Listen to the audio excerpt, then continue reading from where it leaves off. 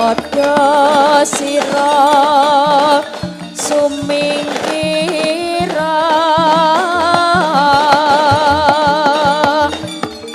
mulia asali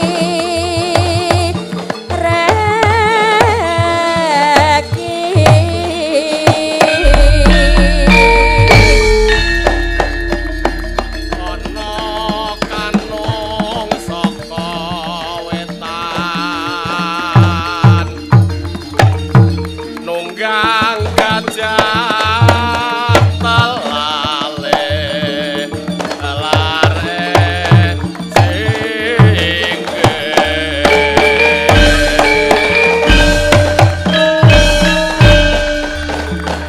ulah umat rang balekut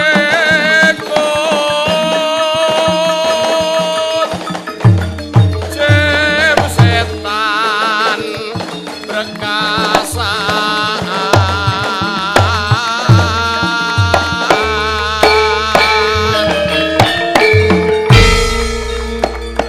amulya mring tawang tawang prajamu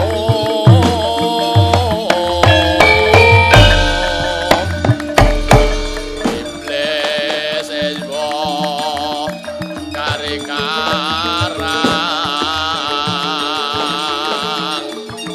kulhu balik bolak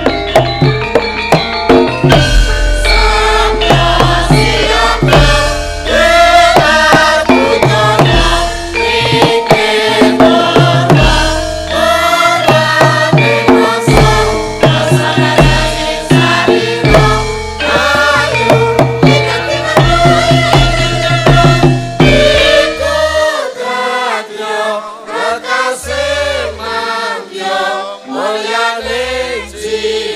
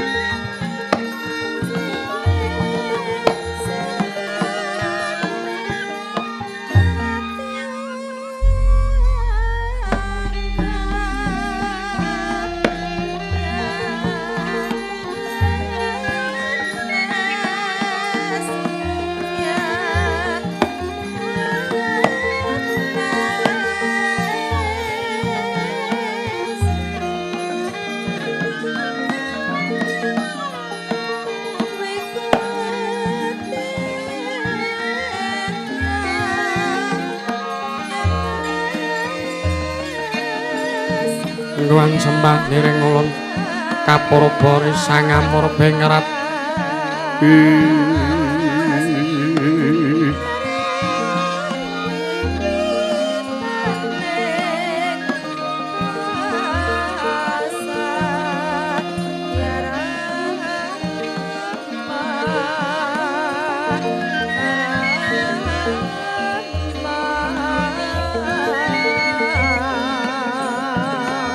mring sahanan ingkang mringkanan siheng tasih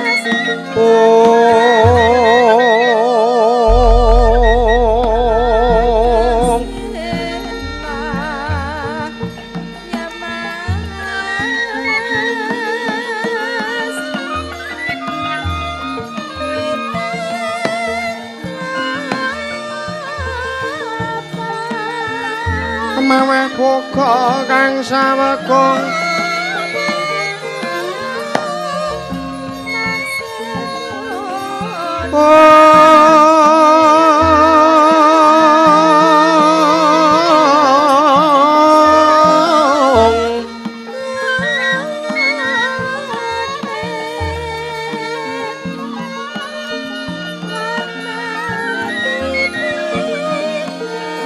masireng telahan nyewang kanan mamuju hengwang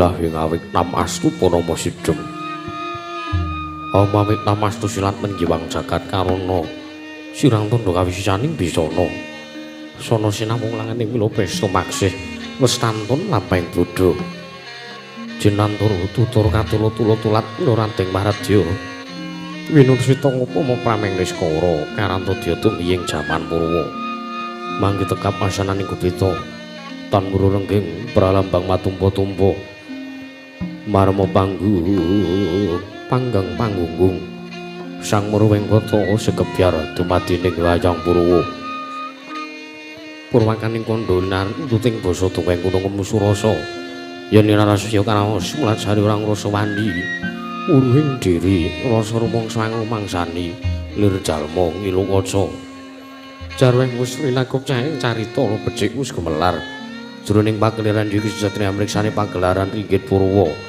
Surya Candra Darum yang Kartika wis kinur putra teng kawasa sahari ratri angidri bawana Purwa teking tuk sina gilir kemandi mandat dipetanganing dina sasi warsi windu kang sarta abad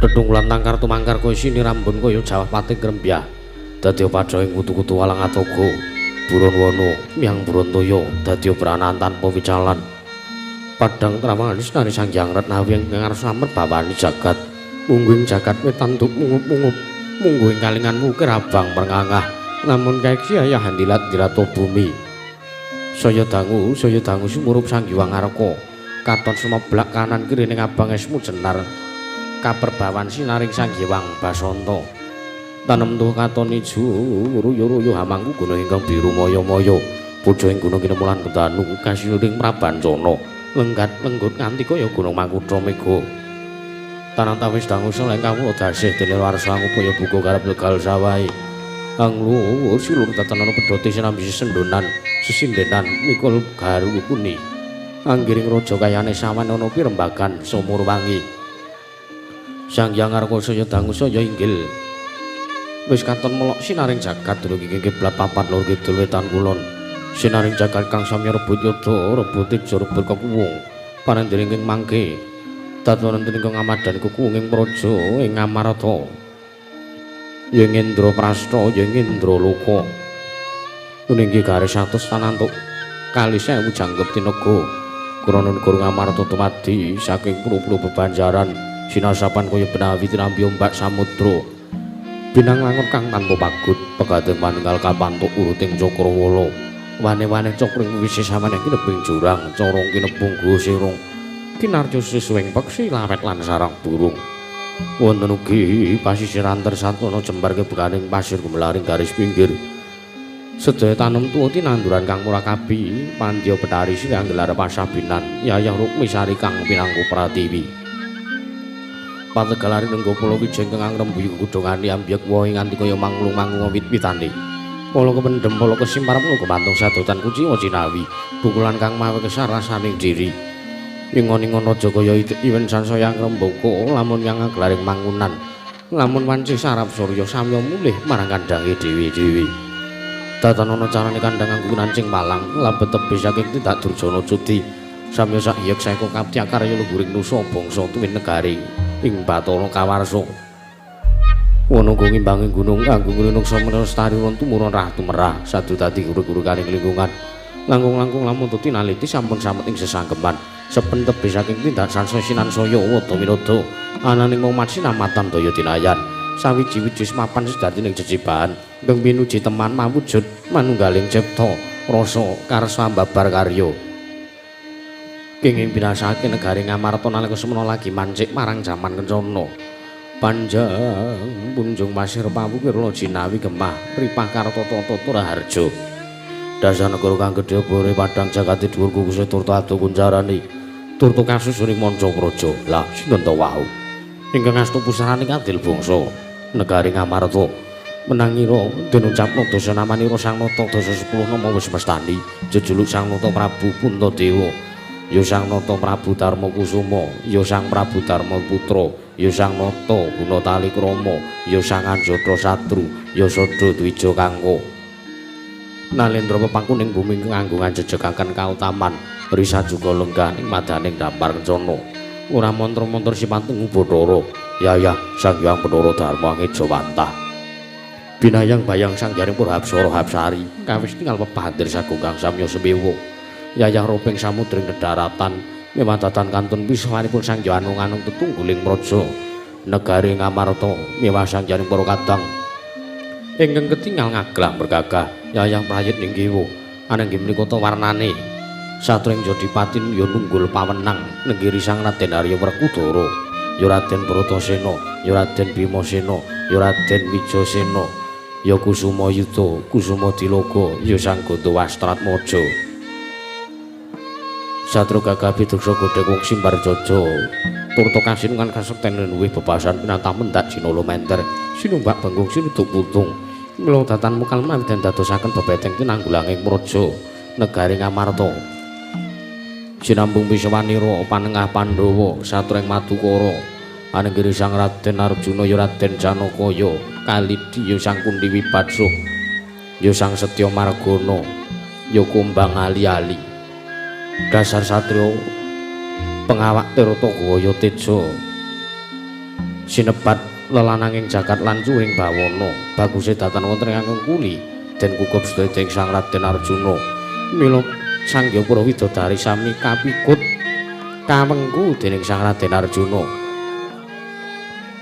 sinambung Wiswanira wakil Pandhawa Sang Raden Nakula miwah Raden Sadewa satring sawu jajar tuwin bumira tawu ya Raden pinten tangsen rep tidem permanem datanana bane walang alisik jejel riyel rapet mepet pipit prasasata tupan denggul datan posela labet sakadhang maraseba ing jawi ambludak kendira rontek umbul-umbul kekiterangan danu yayah mondo ing mangsa labuh payung megar mendi jamur barat ing mangsa rendeng tumbak ing ngrangap jati ngaran ing mangsa katiga Panandhening mangke nata ing ngamarta Sang Prabu Darmakusuma nampi rawuhipun ingkang raka nata Ndarawati ya ing Dwaraka ananging Sang Nata Prabu Sri Bathara Kresna arsa kawedharing lisan Sang Prabu Puntadewa datuku mangling wijining pandika Sang Darmakusuma ingkang dereng kababaring lisan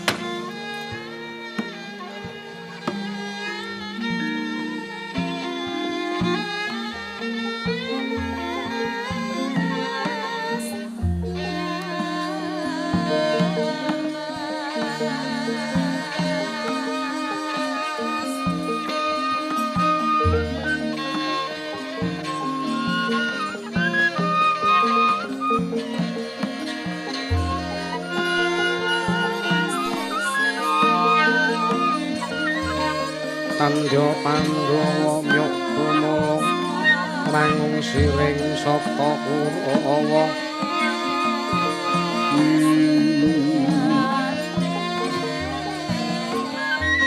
Kambak Kungkesara katitik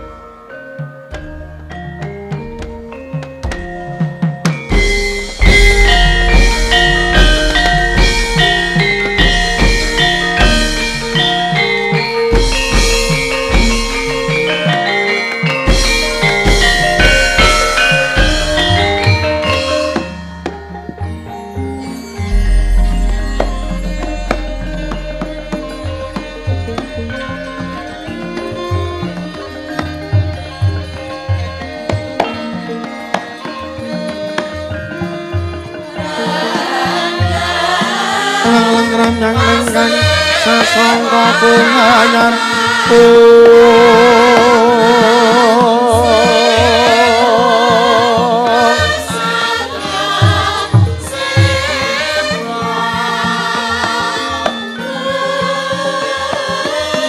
Mangrenggara menggore manggen tanpa sireng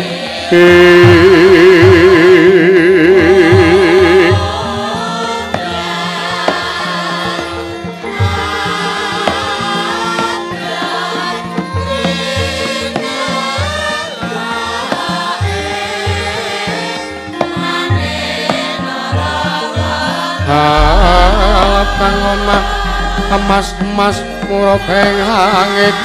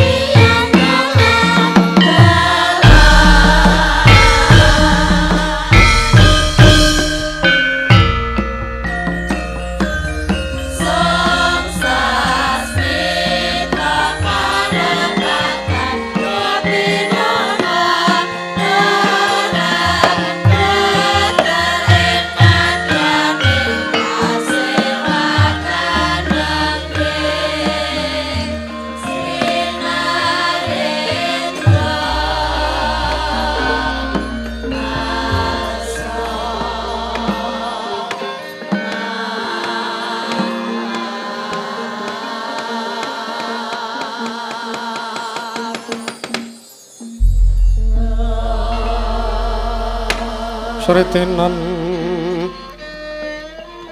neng pasewakan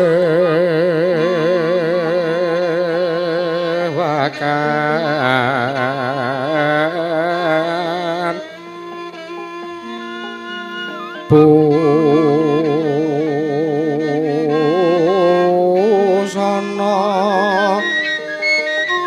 maneka warna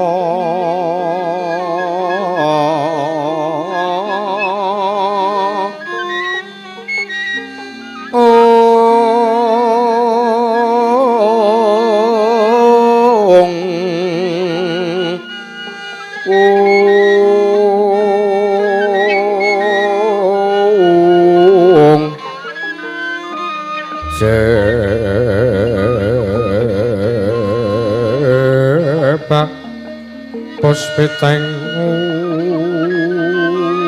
udana miang panjrah sarwa rukma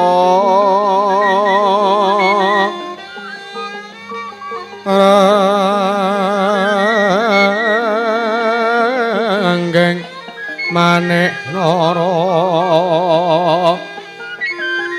Narawata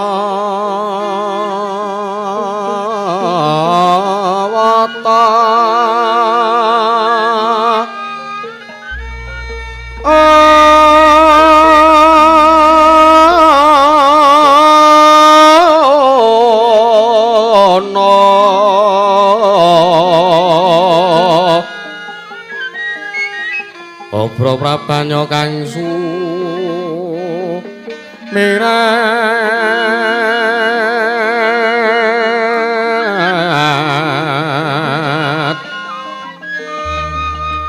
kenyaring teca lelewaran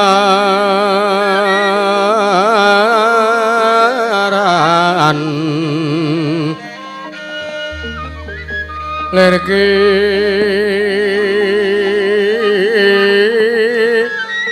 laci siring tadit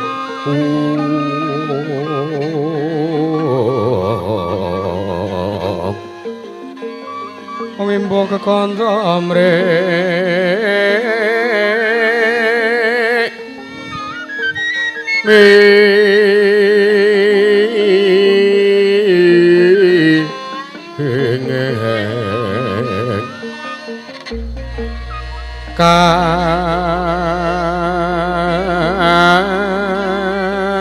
katiuping maruta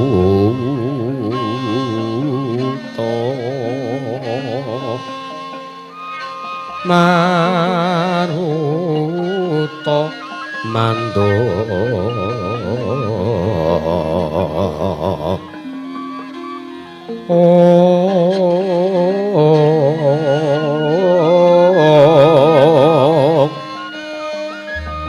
separan mangambar kungas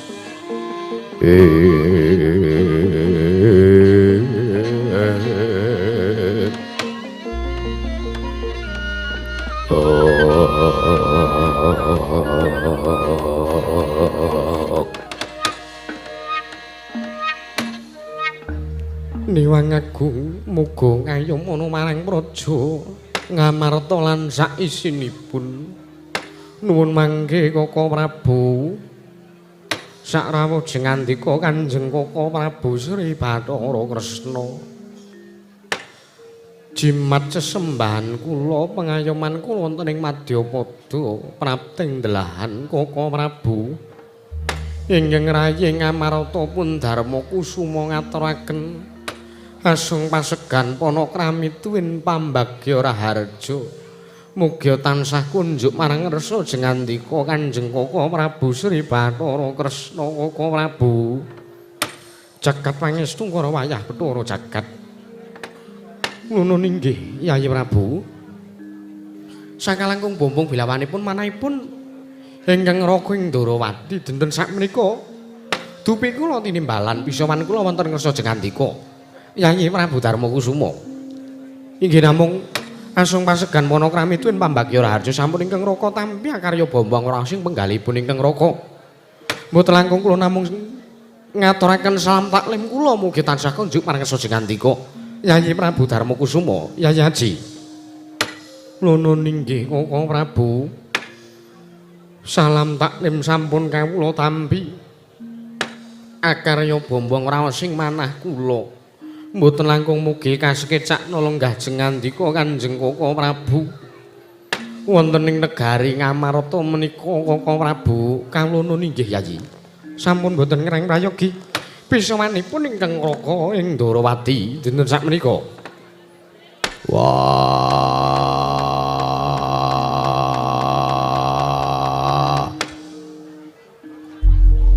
Jlitheng kakangku sarawuh aku ngaturake basaku katurulan sembahku tampanono Jlitheng kakangku. Werkudara ya siadi ngaturake sembah bekti lan atur basa kelawan pun Kakang. Iya. Ora pangestunipun Kakang tampanono Yayi Werkudara. Tak gegem dadekake jimat prayoga nggon bulungku. Ya kaya wis ora kurang kepenak. Semanten ugi ingkang raying madu karo Koko Prabu kula ngaturaken sembah. Ya Yayi Arjuna tak tampa. Pangestunipun Kakang Tampanono Yayi. Inggih kula tampi. Akarya bombong tuwin kula candhi nggo jimat paribe. Ndayana ning kasantosan Koko Prabu kasekecak anggen jengandika lenggah. Ya kaya wis ora kurang kepenak pisawanipun Kakang Yayi.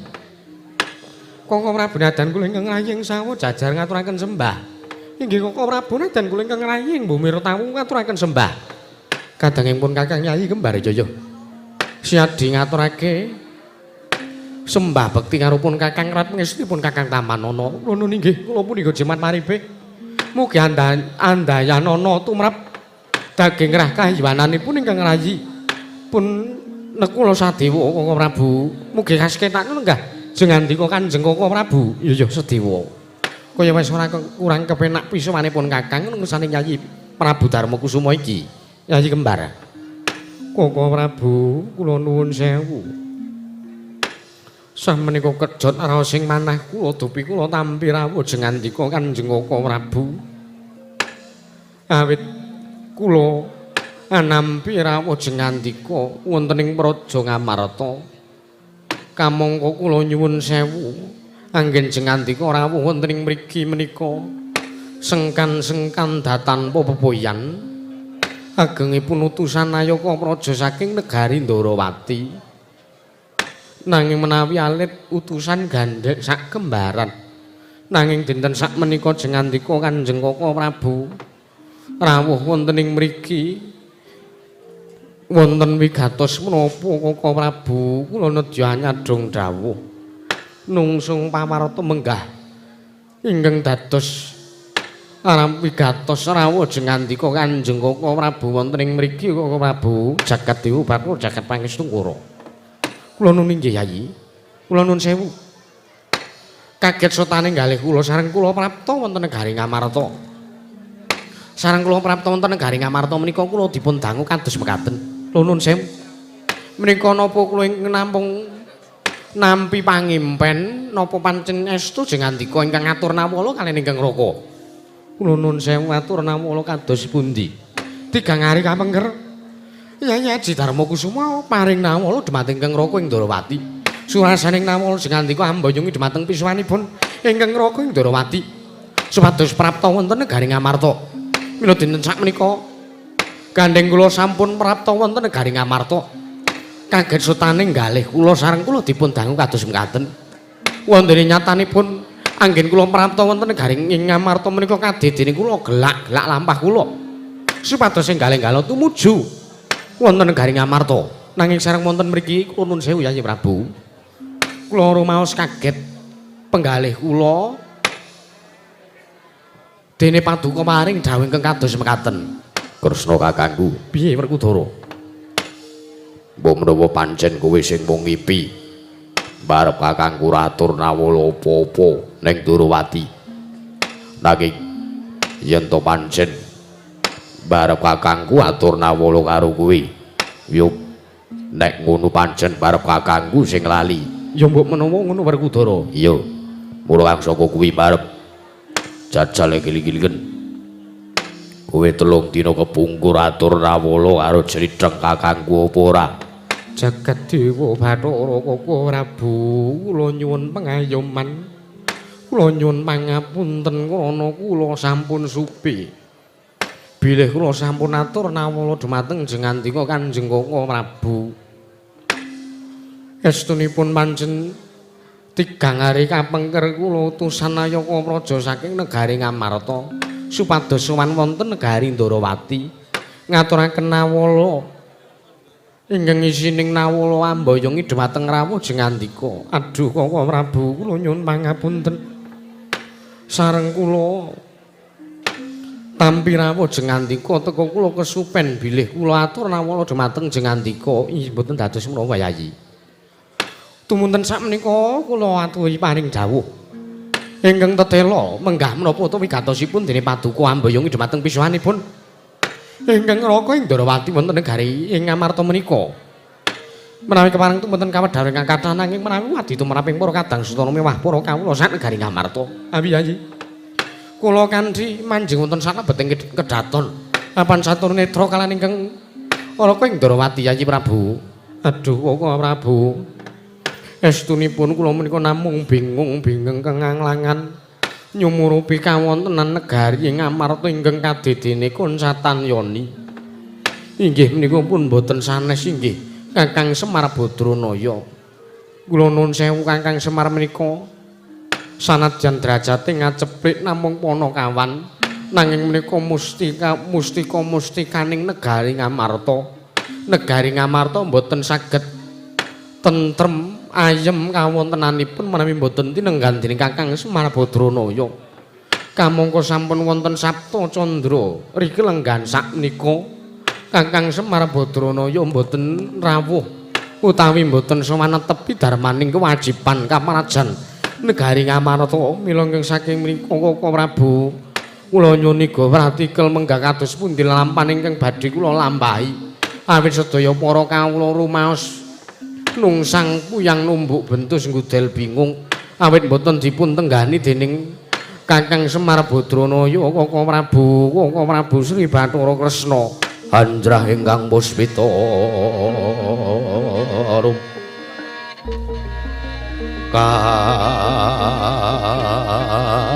kasilireng samirana mri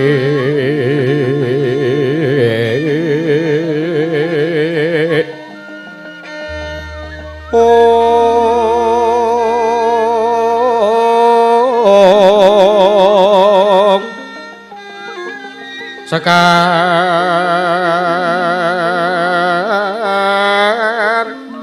kadung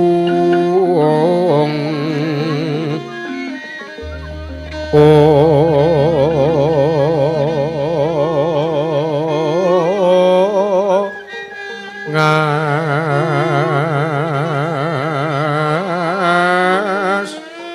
kandanya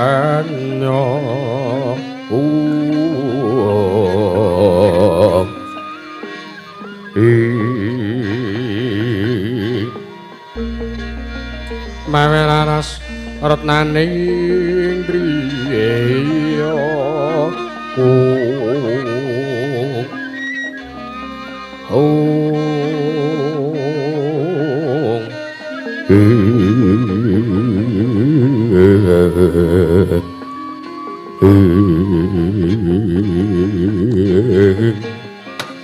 jagat pangestu wayah Bathara jagat Yayi Prabu kula nyuwun pangapunten Yayi. Wondene Jengandika ngrumaosi bilih Kakang Semar sampun wonten Sabta Candra mboten sowan wonten negari Ngamarta kula nuwun sewu.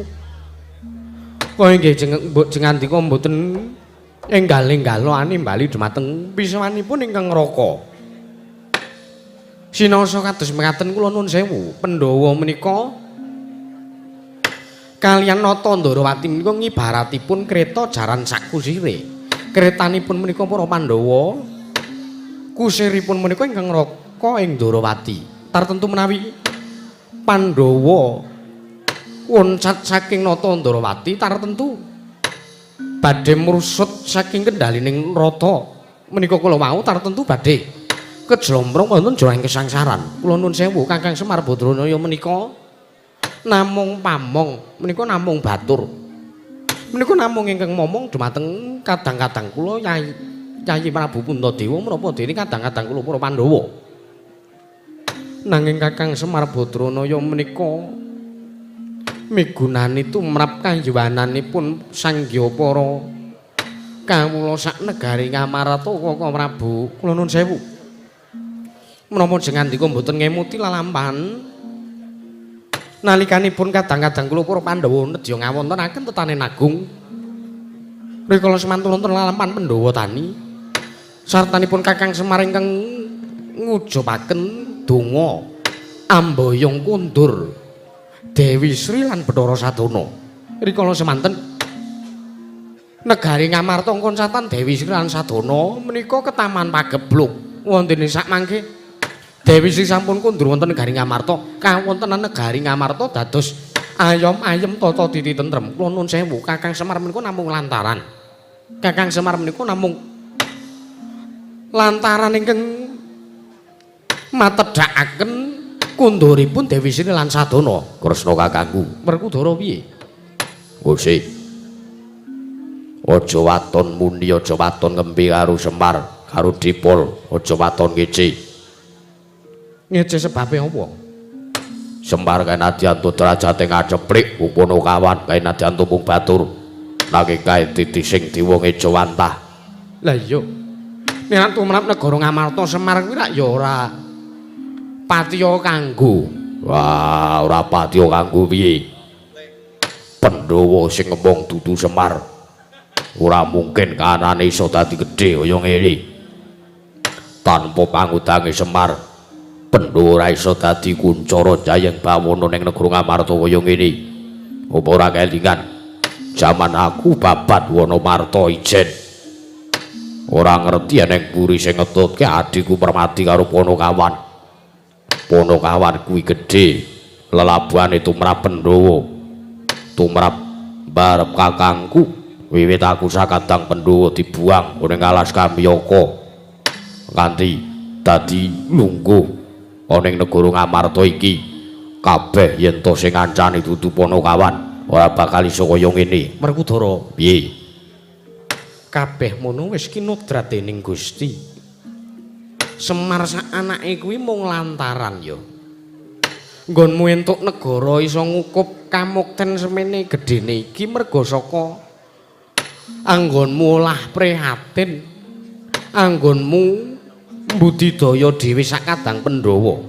Semar sak anake kae nak mung ngetutke, Arep mung ngetutke ning kae dayani tumrap Pandhawa, apa kowe ora kelingan, apa kowe iki ora ngerteni yen to Pandhawa kuwi kudhunging nalar cingkranging samubarang. Pandhawa mbutuhake wong tuwa sing iso nuduhke lakune Pandhawa. Kula kang saka kuwi aja ngawu-gawar ngawur ucapmu yen to arep ngembe karo Semar.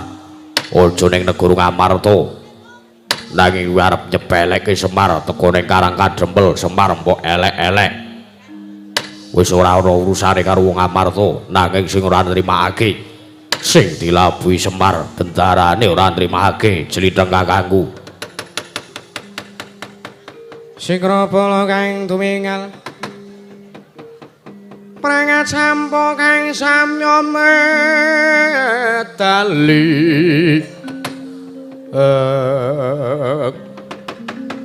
leret dadit wilateng kota dan manggung mangunjang niti benjang sangat ciladenya ngatali wuwus Presta Surawilangga kaya buta singa wregel pasti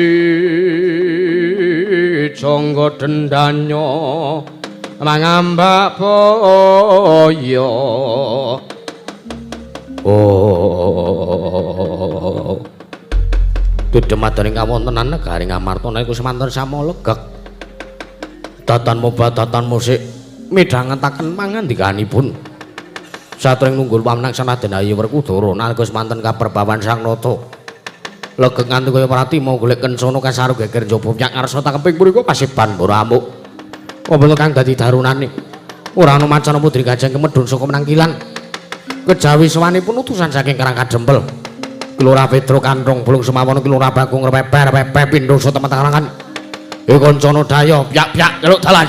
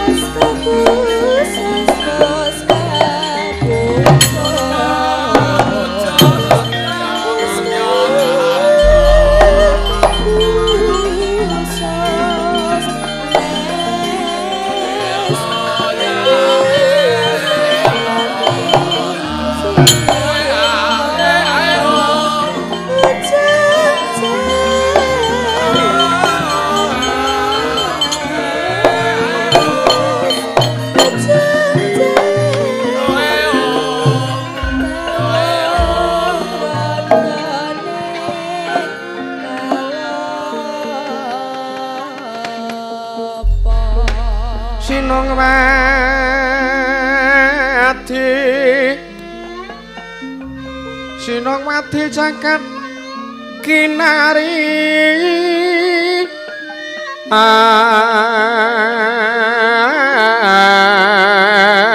among mbak lumembak ombahing samudra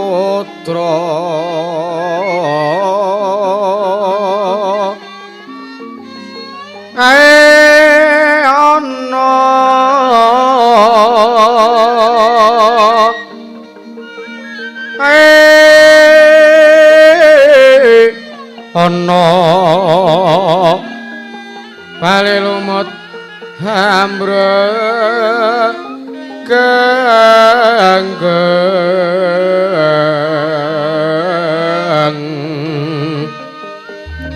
awita dedenjeng-denjengan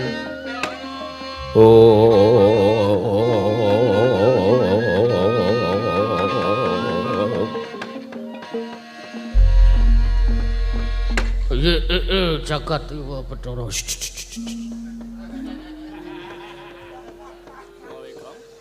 Meneng osik kowe. Heeh. Aku pokoke sewengi arep meneng. Jeblok wetengmu. Ora apa-apa, Tru, ora apa-apa. Koko Prabu wonten dawuh Yayi. Dereng ngantos pura anggen kula munjuk atur marang ngersa jeng ngandika menika kok ingkang dipun raosi kok malah teka sowan wonten mriki mriku atmajanipun Kakang Semar Badranaya. Lah dalah jagat dewa Bathara. Wong ki yen to pancen arep dawa umure mesti lagi wae dirasani.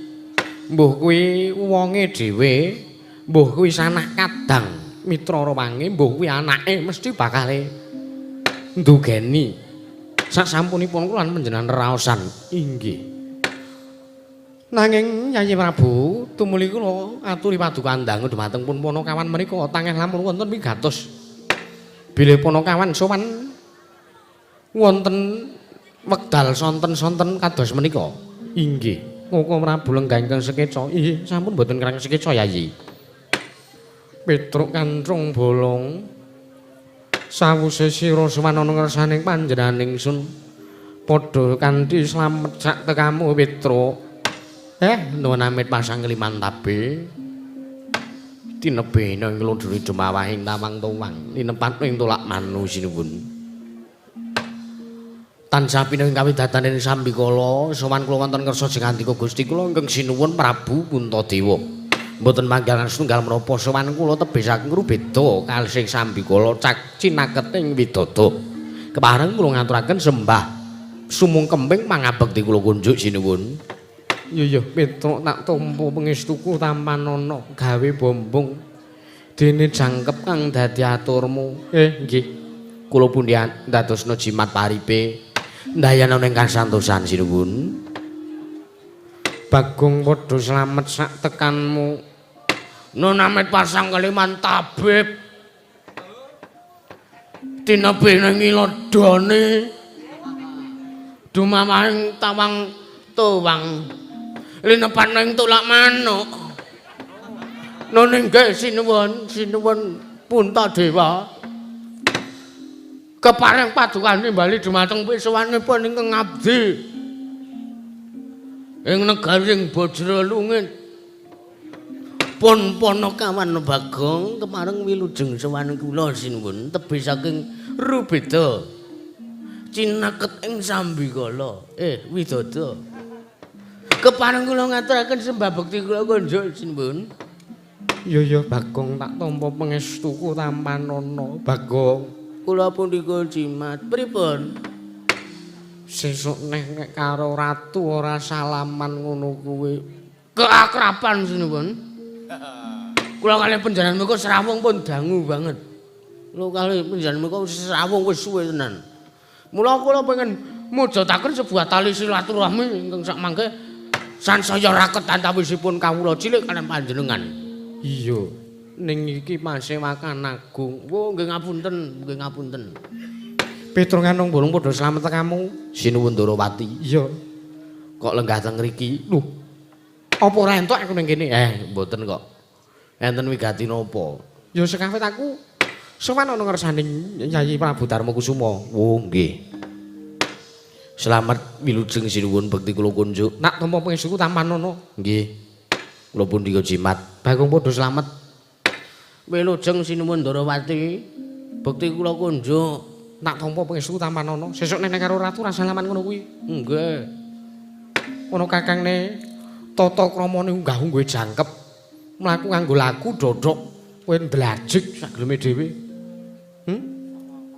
Apa ana ratu kok diawe tangane iki apa ya ana? Disalami iki apa ya ana? Kowe iki kawula cilik, kowe iki kawula kok nranyak sak geleme dhewe karo ratu. Kan kula pun matur. Niku wujuding keakraban. Sinuwun Puntadewa niku kula nuwun sewu. Sinuwun. Piye Bagong? Sampeyan sakit hati goreh penggalih kula salami. Ora.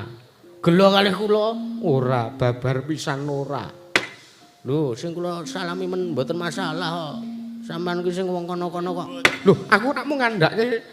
Aku rak mung ngelingke perkara unggah-ungguh. Kowe iki kawula. Ya kepiye sak lumrahe kawula sowan ana ngersaning ratu. Ora sak geleme dhewe ngono kuwi, nranyak senengane. Nggih pun. Kula janji mboten kula baleni meneh. Padahal jane niat kula ngeten niku kula niku ngetes. Kira-kira Sinuwun Puntadewa ki isih familiar ora karo kawulane. Kira-kira isih eling apa ora nek dhek le dadi ratu ki mergo tak coblos. Ora ngono kuwi lho, Gong. Ya ora aku ya mung sebatas evaluasi kata. Ha wis. Niki ning kedaton kaya ngene iki ora kena ngono kuwi. Ora, Truk. Pun mboten kula baleni mulih sinuwun. Sesuk kula mengkurep kalau mlaku kula mengkurep. Kula setan mangke sangka hormat kula ngatosaken unggah-ungguh kula. Sak karepmu. Nggih. Beda padha samet. Ndara werku Ndara. Iya. Wilujeng bekti kula kunjuk Den. Bagas suku Tampanana. Nggih. Kula pundi antadosan jimat waripe. Nggih, Den kula pundi? Urung tanehi. Oh, nggih, Ding. Ndara werku Ndara bekti kula kunjuk. Tak tampa bagas suku Tampanana. Nggih, kula pundi kok jimat? Petruk Madaraharja. Slamet, Gus. Iya. Bekti kula kunjuk bagas suku Tampanana Petruk. Nggih. Bagong padha slamet. Wilujeng bekti kula kunjuk Ndara. Iya. Pangestuku Tampanana Bagong. Nggih, kawula mundi. Petruk Bagong Madaraja sak pratamu. Bagong Petruk Madaraja sak pratamu. Kowe bakuse. Kae kon bener sing bagekke kae. Arep Petruk Bagong apa Bagong Petruk? Ora siji Petruk Bagong sing siji Bagong Petruk. Mumet kae ngono kae. Petruk Bagong Madaraja sak pratamu. Nggih, Ndara Kembar wilujeng bekti kula kunjuk. Nggih, Ndara Kembar bekti kula kunjuk. Iya, Petruk tak tampa, iya Bagong tak tampa. Apa kae? Kowe iki ngurusi ora wangingane ora. Krungu ana ratu, ana kraton, ana swara teng Krombyang. Iki perbaikan ya. Renovasi kraton. Tak kira nek apa to apa ning ngono. Ora, kraton ana tikuse, ora mungkin. Beda karo nggon aku mung swara tekek wae. Nganti jelas kupingku, Truk. Petruk, Nun. Ana wigati apa sowan sore-sore? Matur mangersanipun Sinuwun Prabu Puntadewa lepat atur diagung pangaksami. Sepisan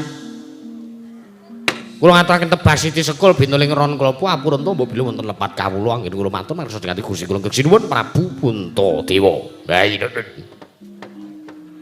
Iya, Petruk ora dadi ngopo. Nggih. Ndungkap monggo kalih sowan kula menika mboten saking pikajengan kula piyambak. Nanging sowan kula menika dapur dipun utus dening Babe Guling.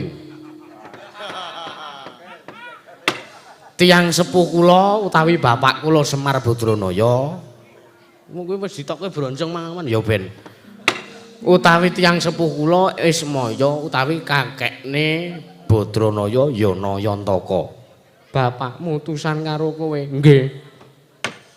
Sekawit bapak menika nimbali kalian kula, Truk kowe rene ngawe kalih kula. Iya. Nggih, pripun, Pak? Aku ki wis sengaja ora sowan ning negara Ngamarta ki udakara genep 7 sasi dina iki, Truk. Lah kersane pripun, Pak? Aku ki janjane mung kepengin ngetes. Aku janjane mung kepengin nodi, aku janjane mung kepengin jajal. Mungguh kepiye to kahanane para Pandhawa yen to ditinggal karo Semar? Kira-kira sing mbutuhke karo Semar apa ora? Mergo aku ngrasa para Pandhawa ki wis ana 3 sasi iki kok ora tau sambang sedulur ana ing Karang Pradisan, ana ing Pitra Pramanakadi, ana ing desa-desa kok ora ditekani karo para Pandhawa. Lah, mula Truk aku iki aja to dadekke jalaran. Nggonku ora sowan 7 sasi iki mono. Mergo pancen tak sengaja kira-kira bendaharamu para Pandhawa ki isih ngopeni karo Semar apa ora, isih gelem gatekke karo kawula ing desa-desa apa ora. Lah, saniki kersane pripun, Pak? Gandeng aku mbutuhke syarat srana supayane para kawula ning Karang Pradisan ki padha tentrem lan kawula ning Ngamarta ki padha ayem. Sebab senajan to aku ora sowan ning Ngamarta aku ngerti, Truk. Aku ngerti banget kepiye kahanane negara Ngamarta wis bosah-basah mergo ratune ora gatekke karo kawulane. Cara kasarane ketaman pagebluk ngoten niku. Iya. Bapak nyumurupi piyawontenan sing kados mekaten menika. Bapak gadah inisiatif. Bapak duweni iku pamrayogi, bapak duwe gegayuhan. Truk aku kepengin bangun kayangan. Lho. Aku ya kula nyakin aku kedhuwuren gegayuhanmu Mir. Kowe iki wong kere karo bangun kayangan, tapuki karo dewa ora. Kayangan iki aja kleru, Truk. Kayangan iki ora kok papan magrong-magrong. Udu kok papan sing gembandul tanpa sandelan kuwi udu. Udu kok papane para dewa kuwi udu. Kayangan iki mujudake dijupuk filosofine, Truk. Kayangan iki kebak katentreman, kebak ayem, kebak kabungan, anane ming seneng ora ana susah-susahan. Anane ming macinamatan daya dinayan, ora ana bentak sirah. Lah, kahanan Ngamarta saiki wis ora karuan kahanane. Mula kepengin tak bangun kayangane. Kayangan iku ora papan sing magrong-magrong. Oh, aku ora arep gawe tempat wisata, aku ora arep bangun apa-apa, aku ora arep gawe gedung. Ning sing tak bangun sing jeneng kayangan ki atine para kawula, aku arep nganti karo Sinun Puntadewa supayane nyaketi karo para kawula wiwit saka Karang Pradisan. Lah dicedhaki mengko nek wis cedhak atine kawula karo ratu, mengko ning kono terwujudlah kelakon anggonku bangun kayangan. Ngoten niku, cekap semanten atur kula, wassalam. Urung rampung ding iki. Lah niku bapak ngoten niku ngendika ngoten niku. Bapakmu ngomong ngono kuwi nggih. Sak banjure ngeten. Gong, meneng tenan le, meneng. Aku muni sithik wae di ngonokne ya. Kowe iki ya, kowe ngopo emang esuk ceniningan barang? Ngopo? Liyane Arjo Bali ning transit kowe malah mandeg tukang potong. Nganti kaya Gunung Kidul kuwi nek tukang potong rambut. Ana. Niki malah kepasang ya aja katujuh ngene, Tru. Kepiye? Wajan mau keparat tenan. Ngopo? Gareng mau mlebu. Iki anu Mas, kaya dalan tol kae potongane. Tengah digaris mundur ngono kae. Sapa? Gareng. Ya ora sah lara ati kok ten iki sok atos suarane. Heeh. Ora mung gareng tok, tangga teparo ku ya do atos kok, Truk. Ya ora apa-apa terima-terima kowe. Heeh. Wah, karo juang kowe wis lara atiku. Lah ngopo? Ming perkara foto. Ming perkara iklan Shopee. Aku dinyantek-entekan. Lah kowe nglakoni ora? Ya nglakoni ning tak ya ora samestine dingonokne. Wadi kowe diumbar. Lah ya kowe iki ora ning panggung meneh. Ora apa-apa, Ding. Lah, Bapak utusan kali kula wonten mriki menika. Bapak ngendika, Bapak dawuh bilangkenipun bangun kayangan menika sepisan pepunden kula Pandhawa gangsal cacahipun boten saged kirang kedah rawuh teng negara utawi teng padukuhan Karangkadempel. Sinambi mundi pusaka negari Ngamarta. 1 Pustaka Jamus Miyang Jimat Kalimasada. Niku kemawon. Minung saking menika. Sowan kula menika sinuwun. Kula namung badhe nyuwun ngambil wujuding pustaka Jamus Miyang Jimat Kalimasada. Badhe kula boyong teng Karangkadempel awi paduka sakatang Pandhawa kula. Kanthi tumuju teng padukan Karangkadempel, Bapak nedya bangun kayangan, bangun moralipun para kawula wonten Karangkadempel sinuwun. Cekepan santur kula menawi dipun paringaken matur nuwun modele boten nggih alesane napa niki sak limbukan. Tresna sinayeng manggulung mintonaken triwikramani ira kanggo mitrane ngasta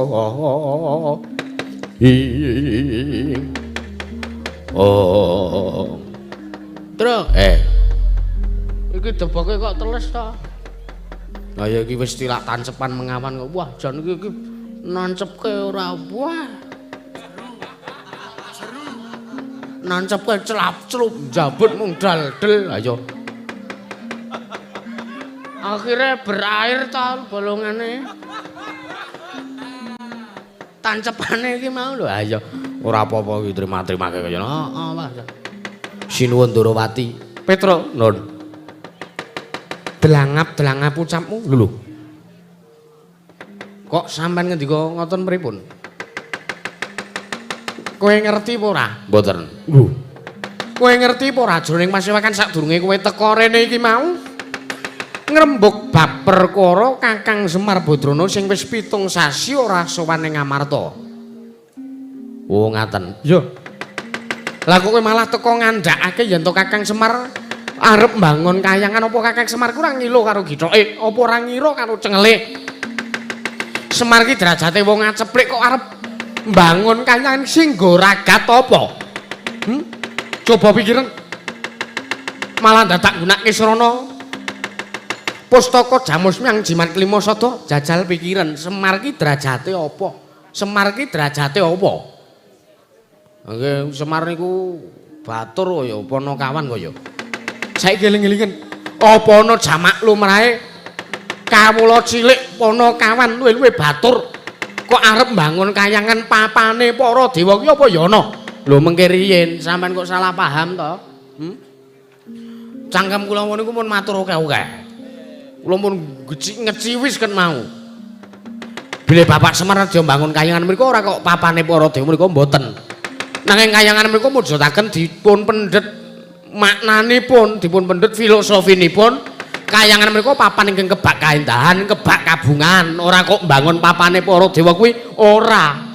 Babar pisan mboten nonton niatan ngonten niku. Ngoten. Ning bapakmu wis drangap-drangap ucape nganggo tembung bangun kayangan. Aku ora nrimake, Petro. Nun, aku iki titis Sang Hyang Bathara Wisnu. Nggih. Sang Hyang Bathara Wisnu kuwi atmajane Pikulun Manikmaya, aku ora nrimake. Padha karo aku atmajane Wang Pikulun Manikmaya, aku ora nrimake. Ning atase Semar ki mung kawula cilik arep mbangun kayangan sing arep nggo ragat apa, Semar gablekan apa, wo tak urus ki, Truk.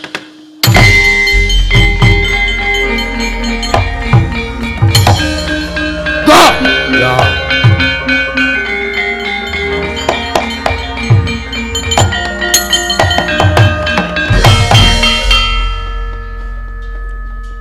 Katriku mulung manggrempa.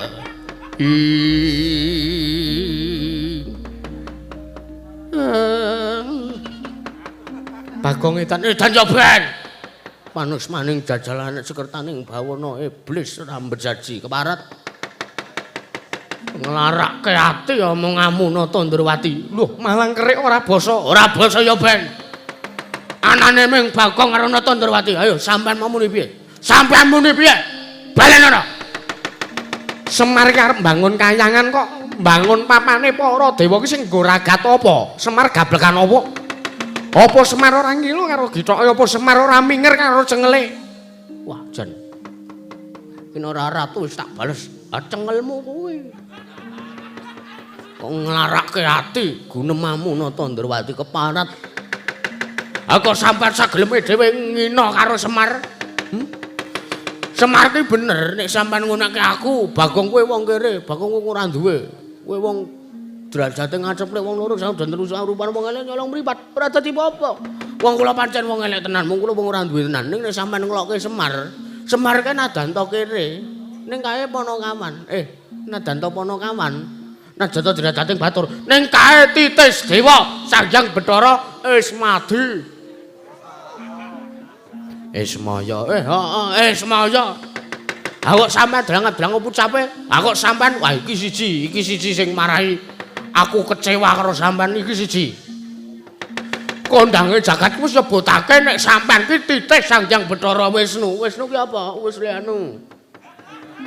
Wisnu ki dewaning kabagyan, dewaning katentreman, Sang Hyang Bathara Suman. Ngono. Sampeyan ora dadak ngenalke. Lho, aku titis Wisnu. Lho, aku titis dewaning kabagyan, dewaning katentreman. Wong sak jagat wis ngerti nek sampeyan ki titis Sang Hyang Bathara Wisnu.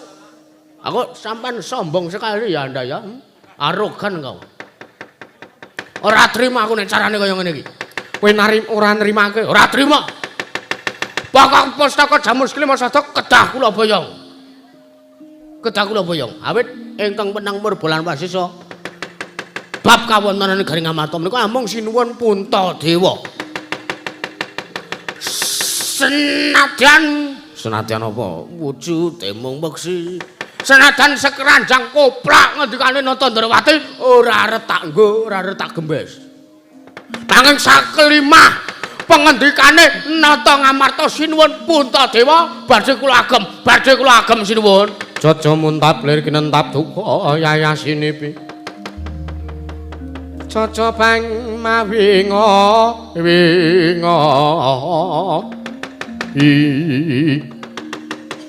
Oh, keparat manus maning jajangan kowe wis pancen wani karo Natandrawati. Kendhisik wani tuwa kowe mbangane kowe. Ayo. Munya. Bapakku wis suwe srawung karo sampean. Aku ya wis suwe srawung karo sampean. Wis sampean kuncung nganti gelung, jambang nganti selaprang. Sing ngemongke Semar sak anak-anake. Lah kok sampean ora ngelingi labuhan. Sampean iki Nalendra kepiye, Ora? Pikiran keres. Otak udang. Keparat ngawur. Sing menang Murbalan Wasisa kuwi mung Nata Ngamarta. Kowe iki nang kene mung wong neneka nyukmu. Keparat. Ngece karo Natandrawati. Ya ben aku wis emosi tenan iki. Ayo. Kula purun. Semar nek kon murungke, aku ngerti janjane sampean niku mung ora trima. Sampean niku iri nek Semar kelakon bangun kayangan. Sebab Semar niku satu dadi pamonge Pandhawa. Sampean dua dadi pujangane Pandhawa. Pandhawa kuwi dimong dua serangkai, siji Natandrawati, loro Semar Badranaya. Lah sampean meri, sampean wis suwe ngomong Pandhawa kok urung ana ilase apa-apane. Lah Semar kok malah karep bangun kayangan. Sampean meri, aku iso maca batin sampean. Google Translate. Gayane Google Translate barang. Menengatro iki urusan tua iki ya. Aku iki nek wis diloki ket mau ning transit keloro-loro aku. Iya ya, heeh. Muni awe. Keparat. Ayo Semar gelem murungke gegayuane apa ora? Lah gelem wae nek takon mulih, aku mulih. Mir kowe gur kon murungke gegayuanmu. Kowe ora entuk mbangun kayangan. Ya ben kawula Ngamarta men mudhar kabeh. Semar mengkari ngono kuwi. Ning iki ora kok perkara kuwi, merga Semar ki pancen tresna karo kawula Ngamarta. Semar bapak kula pancen tresna kalih para Pandhawa. Ora dintul-tultole aku malah wedi aku. Ben menenga. Semar ten tresna lahir batin labuh Pandhawa. Kula gelem bali, Truk. Ayo bali. Piye? Ngandhake. Rekamanmu wis ready to? Ready. Wis tak on ket mau ket aku mlebu. Modar. Ucapmu sing ngarwara kowe ngina karo Semar, tekan kupinge Semar. Blekedhuwek. Natandrawati ndi trajange? Tak tandangane dhewe anak-anakku rasa melu-melu. Aku bali ngono kuwi. Semar nesu karo sampean mbah dadi lho sinuwun. Ayo bali to, ayo. Wah, edan.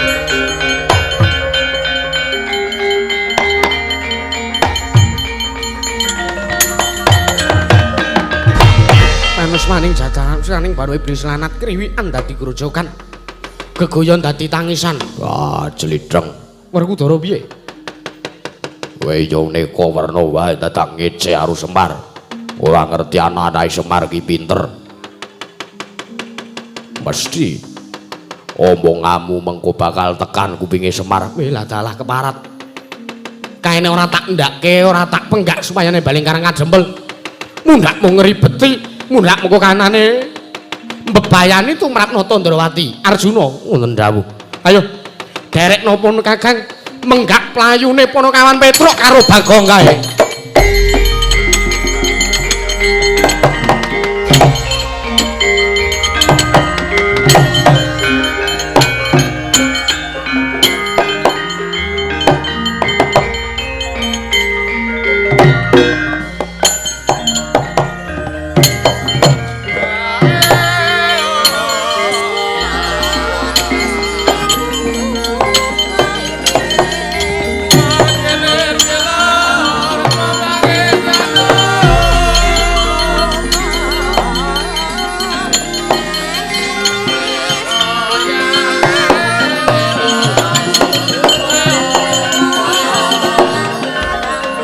Malendra mbok marwa sing sang katriku mulung mangrompak ing wadya Kura rek kagiri